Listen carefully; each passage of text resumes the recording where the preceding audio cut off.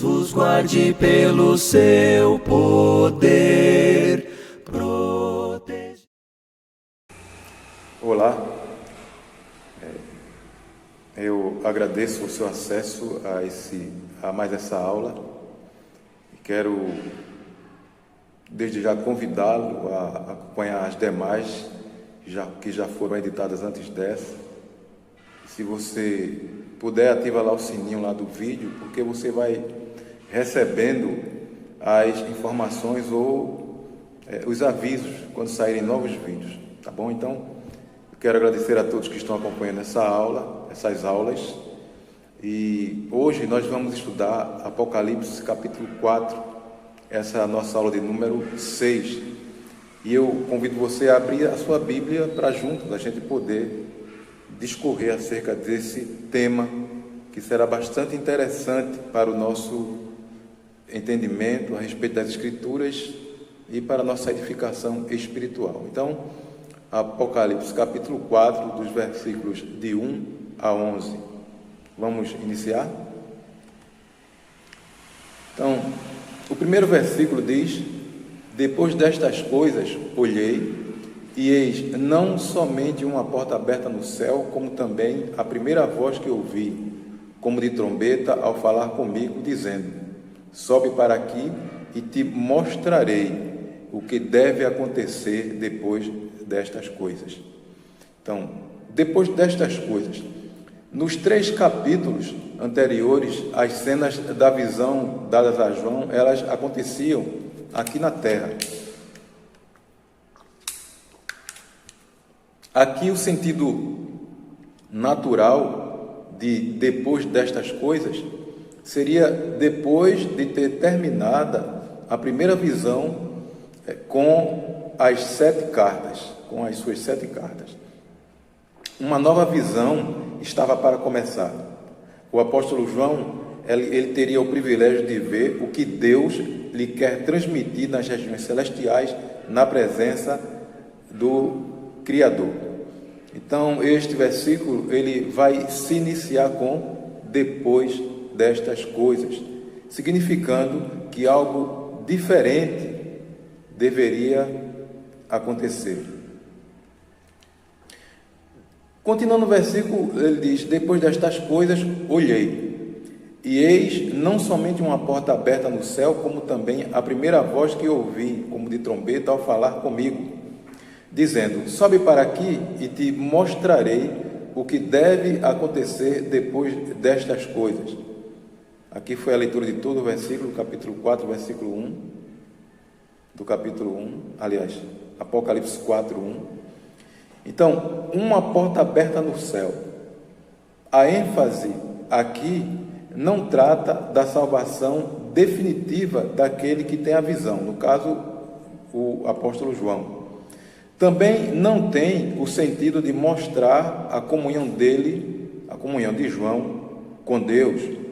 João, ele vê o céu aberto porque Deus vai lhe mostrar o que está acontecendo lá no céu. Jesus continua falando com João e o convida para que veja o que deve acontecer. E muitos apontam como sendo o propósito do livro do Apocalipse. É mostrar as coisas que devem acontecer. A voz convidou: sobe para aqui e te mostrarei o que deve acontecer depois destas coisas. Então, o que deve acontecer depois destas coisas? Ou seja, o que é que estava à espera da igreja, o que Roma colheria dos seus próprios pecados, como este mundo se acabaria e como seria o mundo vindouro, prometido pelo Senhor e que nos move a buscá-lo, nos move a ansiar por esse novo mundo, todos nós cristãos. Então, a revelação não era das coisas que talvez fosse acontecer, nem tampouco das coisas que poderiam acontecer, mas das coisas que deveriam acontecer. Então, já estava decretado, iria acontecer. Elas teriam que conhecer, melhor dizendo, elas teriam que acontecer e iriam acontecer porque era a vontade divina que assim determinara. Nos versículos de 2 a 8, nós vamos ler o seguinte: imediatamente eu me achei em espírito, e eis armado no céu um trono, e no trono alguém sentado, e esse que se acha assentado é semelhante no aspecto à pedra de jaspe e de sardônio, e ao redor do trono há um arco-íris semelhante ao aspecto, melhor dizendo, no aspecto à esmeralda. Ao redor do trono há também 24 tronos, e assentados neles 24 anciãos vestidos de branco, em cujas cabeças estão coroas de ouro. Do trono saem relâmpagos, vozes e trovões, e diante do trono ardem 7 tochas de fogo, que são os 7 Espíritos de Deus. Há diante do trono um como que mar de vidro, semelhante ao cristal, e também no meio do trono e à volta do trono 4 seres viventes, cheios de olhos por diante e por detrás. O primeiro ser vivente é semelhante a leão, o segundo semelhante a novilho, o terceiro tem o rosto como de homem, e o quarto ser vivente é semelhante à águia quando está voando. E os 4 seres viventes, tendo cada um deles, respectivamente, 6 asas, estão cheios de olhos ao redor e por dentro. Não tem descanso, nem de dia, nem de noite, proclamando: Santo, Santo, Santo é o Senhor Deus, o Todo-Poderoso, aquele que era, que é e que há de vir. Então, vamos trabalhar agora esse texto, dos versículos de 2 a 8 do capítulo 4. A primeira coisa que a gente deve pensar é que quem estava tendo essa visão era um ser humano, semelhante a mim e a você, semelhante a todos nós. Então, esse ser humano, João, cujo nome era João, ele terá a honra de ter sido, ele teve, melhor dizendo, a honra de ter sido chamado a ter a visão que teve. E também a sensação sentida por ele, né? Então, deve ter sido uma coisa extraordinária. Um ser humano como eu e você, tendo exatamente a oportunidade de, numa visão, ele poder perceber, de poder ver a grandeza de Deus. É bom que se adiante, João, ele desconhecia as cenas que viriam. Tudo aquele que ele haveria de visualizar eram coisas que eram grandiosas demais. Tudo aquilo que ele veria excedia exatamente a toda a sua capacidade imaginativa. Tudo aquilo que ele pudesse ter imaginado diante da glória e grandeza da cena que viria. Era demais para João. Eu tenho aqui um texto de David Hooper, ele é um teólogo, e ele vai descrever aqui aquilo, talvez até mesmo o estado de João naquele momento. Ele vai começar dizendo assim: no meio do palco estava um trono exuberante, o estrado do Todo-Poderoso. Ressaltando do trono haviam as cores deslumbrantes do arco-íris. Contornando o trono havia um anel de tronos menores. Nesses tronos haviam anciãos, vestidos de branco e com coroas de ouro, cujas faces lisas estavam banhadas de um brilho celestial. Sem prévio aviso, um estrondo assustador de trovões e luzes intermitentes de relâmpagos saíram do trono. Então, 7 tochas cintilaram aos pés do trono, surpreendendo João.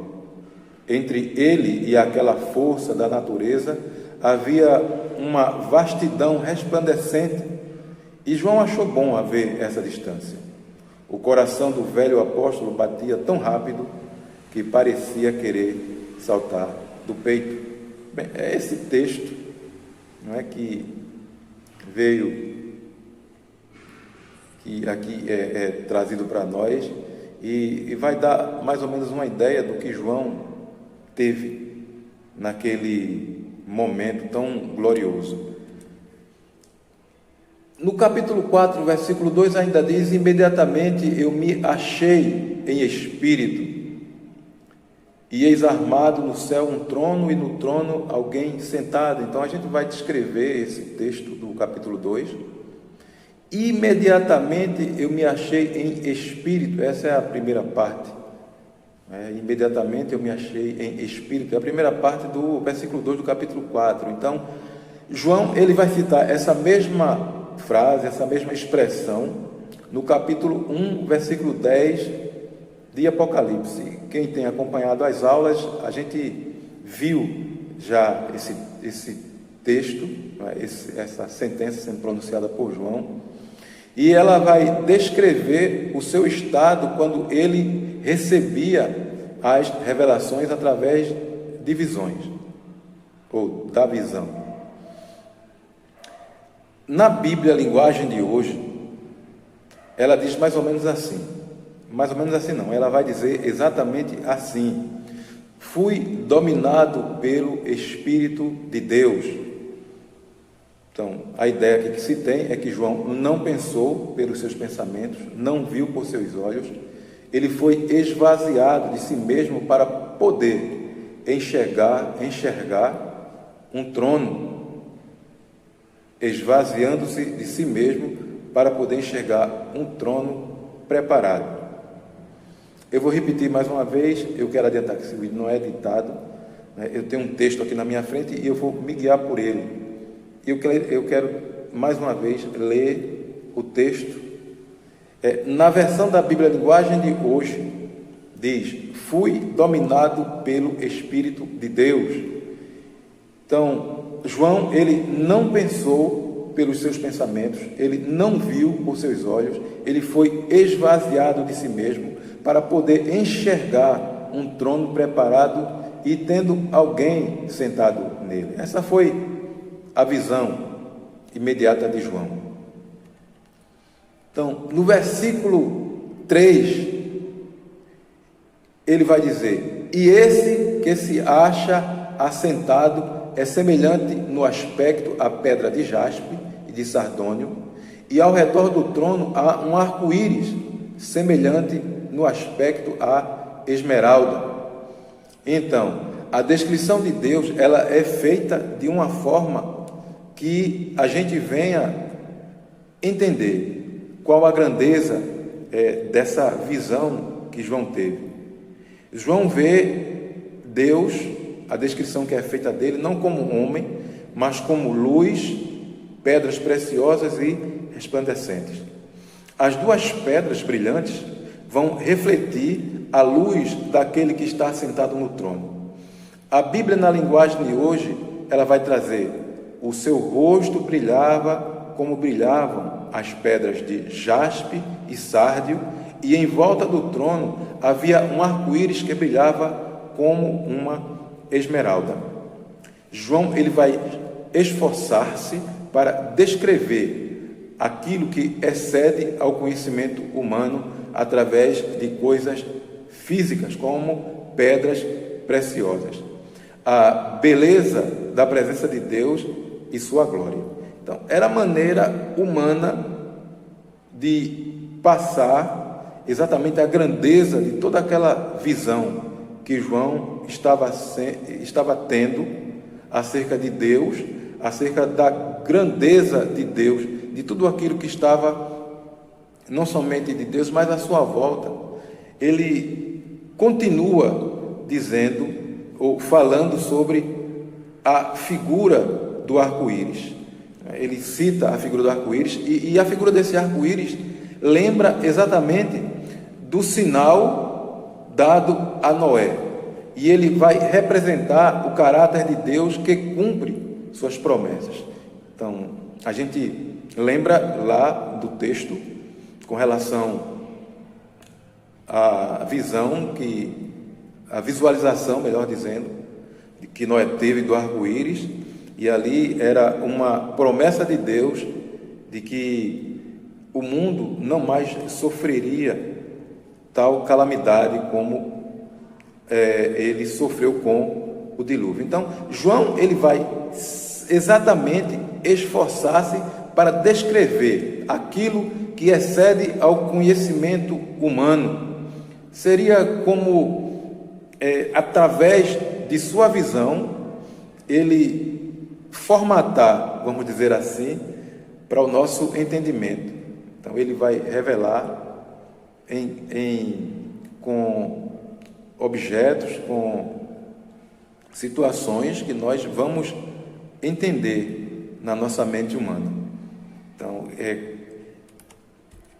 versículo 4, ele vai continuar e vai dizer: ao redor do trono há também 24 tronos, e assentados neles 24 anciãos vestidos de branco, em cujas cabeças estão coroas de ouro. 24 tronos e 24 anciãos. Está aqui no versículo 4. Então, 24 tronos, estes representam exatamente aqueles que reinam com Deus. Estes 24 anciãos, eles vão aparecer muitas vezes aqui no nosso estudo sobre o livro de Apocalipse. E eles vão exatamente aparecer neste versículo como vestidos de branco e com coroas. Em 4:10, a gente vai ver mais adiante, eles vão aparecer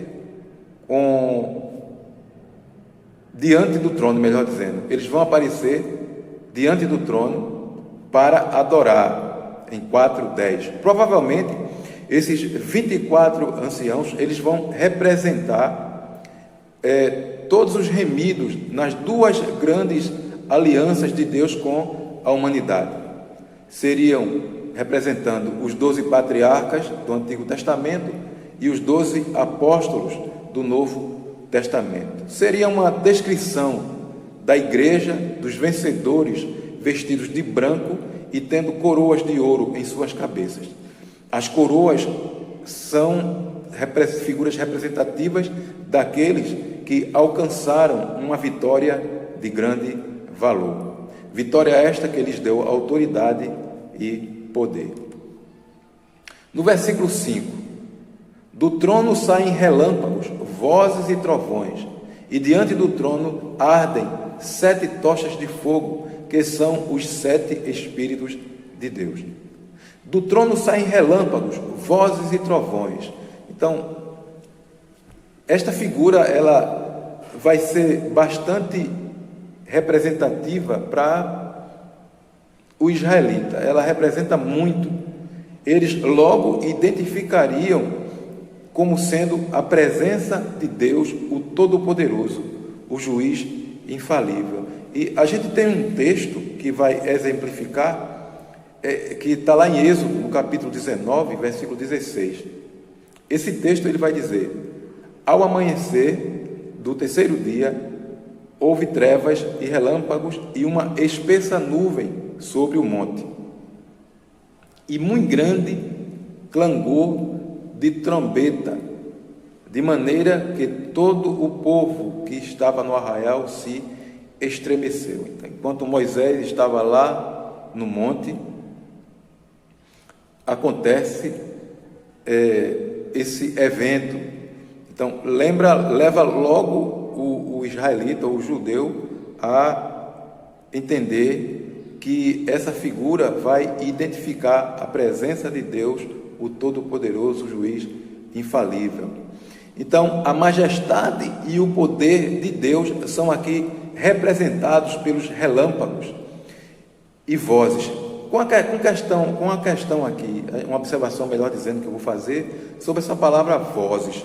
Essa palavra vozes, por exemplo, na linguagem, na nova tradução na linguagem de hoje, ela vai ser traduzida por estrondo. Interessante, né? Mas por que isso? Então, quando ela foi escrita no original, no grego koiné, então a palavra ela é phoné, P-H-O-N-E. Então, essa palavra ela tem um significado mais amplo. Ela significa voz, som ou barulho. Então, o tradutor, por exemplo, na nova tradução na linguagem de hoje, ele não colocou voz, como na grande maioria das traduções, mas ele coloca estrondo ou barulho, traduzindo essa palavra nesses termos. Então, a majestade e o poder de Deus, eles são aqui representados pelos relâmpagos, vozes, som ou barulho ou estrondo, não é isso? E trovões. E aqui ele vai representar, esse evento, ele vai representar o poder supremo de Deus. Ainda no versículo 5, 7 tochas de fogo, que são os 7 Espíritos de Deus. 7 é um número que simboliza a plenitude divina ou a completude, não necessita de complemento, já é completo em si mesmo. Essa figura das 7 tochas diante do trono de Deus vai ensinar que o Espírito Santo guarda, consola, disciplina e orienta a igreja do Senhor na direção da vitória e da vida eterna com Deus. No versículo 6, há diante do trono como que mar de vidro, semelhante ao cristal, e também no meio do trono e à volta do trono, 4 seres viventes, cheios de olhos por diante e por detrás. Há diante do trono como que mar de vidro semelhante a cristal. Então, estudando aqui essa sentença, se considerarmos Apocalipse 17:15, vamos ler. Apocalipse 17:15 vai dizer: os oceanos, os lagos e os rios, sobre os quais a mulher está sentada, representam multidões de povos de todas as raças e nações. Então, se considerarmos essa sentença, esse versículo, explicando exatamente a questão dos oceanos, dos lagos, dos rios, se a gente considerar o mar como também estando sendo representativo nesse contexto, a gente vai entender que o mar aqui pode estar representando o mundo e a ciência de Deus sobre todos aqueles que habitam esse mundo. Pode também simbolizar a nação santa, o povo adquirido pelo sangue do Cordeiro, pelo sangue de Cristo. Haveria um outro entendimento aqui que poderia implicar que enquanto estivermos na carne, se torna impossível, ou seja, haverá sempre uma barreira entre nós e Deus, assim como o mar de vidro estava separando João do trono. No versículo 6, 4 seres viventes, ainda no versículo 6, 4 seres viventes cheios de olhos por diante e por detrás. Aqui o fato destes seres serem cheios de olhos vai enfatizar a capacidade de ver tudo. Estando estes em volta e no meio do trono de Deus, são servos capazes de ver tudo o que acontece. Nada escapa ao conhecimento do soberano Deus. Versículos 7 e 8. O primeiro ser vivente é semelhante a leão, o segundo semelhante a novilho, o terceiro tem o rosto como de homem, e o quarto ser vivente é semelhante à águia quando está voando. E os 4 seres viventes, tendo cada um deles, respectivamente, 6 asas, estão cheios de olhos ao redor e por dentro. Então, esses seres viventes, eles também são encontrados em Ezequiel, no capítulo 1, versículos 5 a 14, no capítulo 10, versículos 20 a 22, e também em Isaías, no versículo 6. Estes estão sempre ligados a julgamento. Então, aqui eles são um pouco diferentes dos que estão registrados no livro de Ezequiel, pelo fato deles possuírem 4 asas. E aqui em Apocalipse, os citados por João, no versículo 7 até 8, eles encontram-se com 6 asas. Não chega a ser uma contradição, tendo em vista que a preocupação de João não é contar os detalhes do objeto que ele está visualizando, né? Mas ele está exatamente passando a ideia daquilo que ele está vendo. Então, cheios de olhos significa sabedoria e discernimento. Eles sabem de tudo o que está ocorrendo. Cada um deles tem uma aparência diferente, e isso é para indicar a qualidade ou atribuição diferenciadas. Por exemplo, a águia, ela vai representar a força, o novilho ou o boi, em algumas linguagens, vai representar juventude, o leão vai representar autoridade, o homem representa sabedoria. 6 asas, eles são velozes para cumprir o propósito do qual eles foram encarregados, o propósito que Deus determinara para eles. Estes seres, eles seriam os querubins, melhor dizendo, seriam seres a serviço de Deus para o benefício dos santos, que denotam força e poder. São estes que seriam os querubins que a gente vê em outras passagens.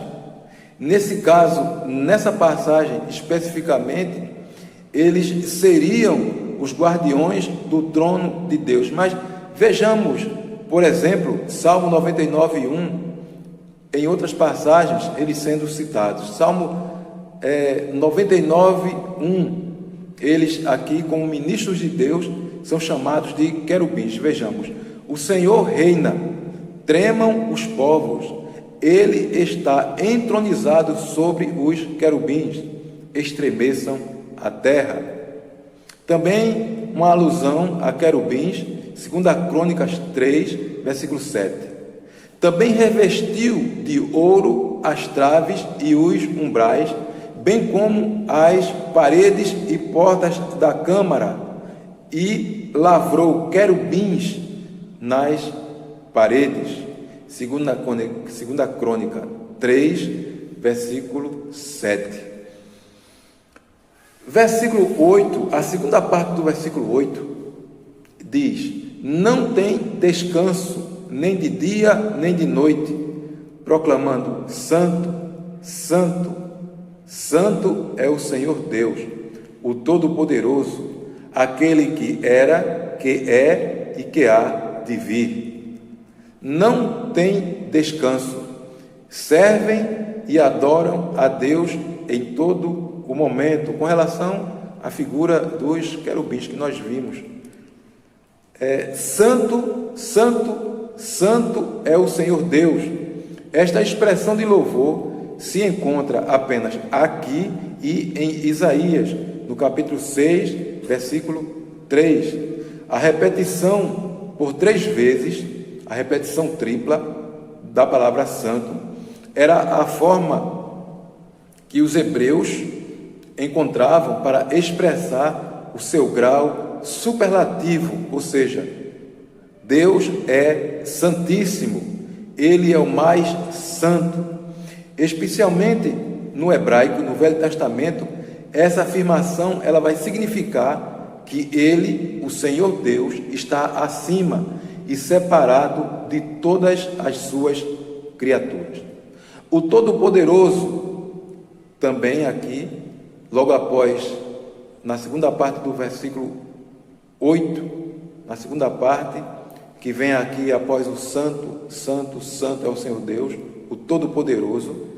Essa expressão, ela vai dar exatamente o entendimento de que Deus, ele recebe louvor também como onipotente.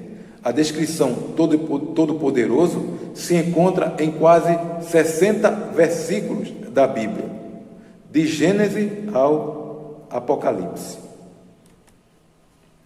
Versículo 9 até o 11, quando esses seres viventes derem glória, honra e ações de graça ao que se encontra sentado no trono, ao que vive pelos séculos dos séculos, os 24 anciãos prostrar-se-ão diante daquele que se encontra sentado no trono, adorarão o que vive pelos séculos dos séculos e depositarão as suas coroas diante do trono, proclamando, versículo 11, Tu és digno, Senhor e Deus nosso, de receber a glória, a honra e o poder, porque todas as coisas Tu criastes. Sim, por causa da Tua vontade, vieram a existir e foram criadas. Glória, honra e ações de graças. Os seres viventes adoram a Deus, pois Ele merece toda a honra e glória. Os 24 anciãos prostrar-se-ão. Os 24 anciãos, eles representam o povo de Deus e participam entusiasticamente do louvor a Deus. Eles depositarão as suas coroas diante do trono. Mesmo as coroas que receberam de Deus, estas vão servir para a glória do Criador, não das criaturas. Aí eles recebem de Deus e aqui nessa passagem que nós estamos vendo, eles vão depositar as suas coroas diante do trono. Então eles recebem e com essas coroas eles vão exatamente expressar que Deus é quem merece toda a glória, toda a honra, todo o louvor. Livremente eles vão entregar toda a sua glória a Deus. Então, sem Deus, eles demonstram que não seriam nada. E também sem Deus, nós que hoje estamos nessa caminhada, nós queremos também ter esse entendimento, buscar ter esse entendimento de que sem Deus nós não somos nada.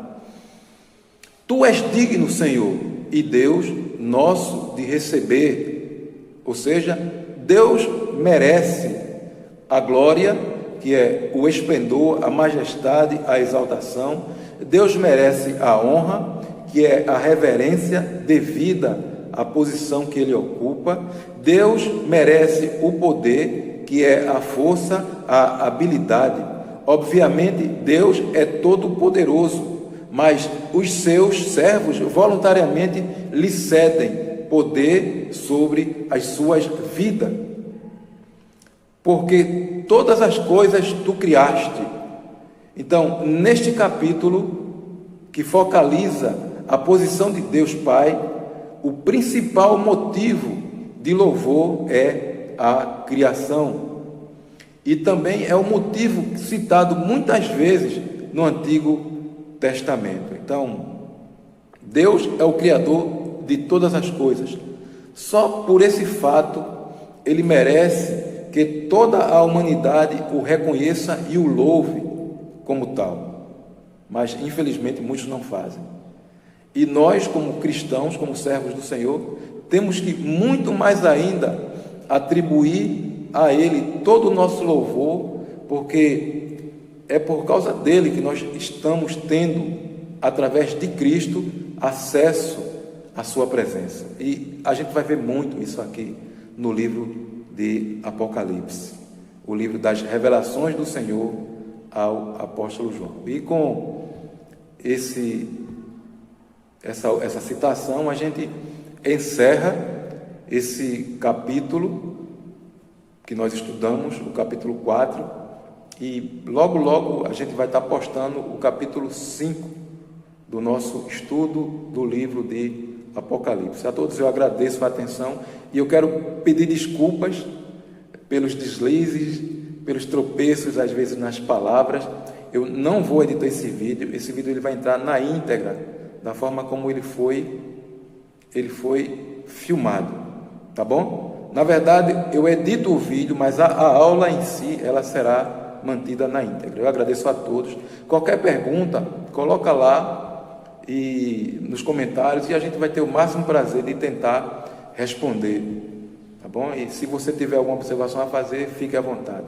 Então, que Deus nos abençoe, que a sua glória seja sempre o motivo da nossa reverência, que a sua honra seja sempre o motivo de estarmos de uma forma reverente diante de sua presença, e que o seu poder, ele nos leve cada vez mais a nos despirmos desse velho homem, para que ele seja tudo em nós.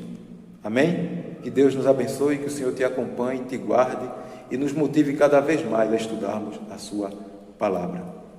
Fica com Deus. Tchau.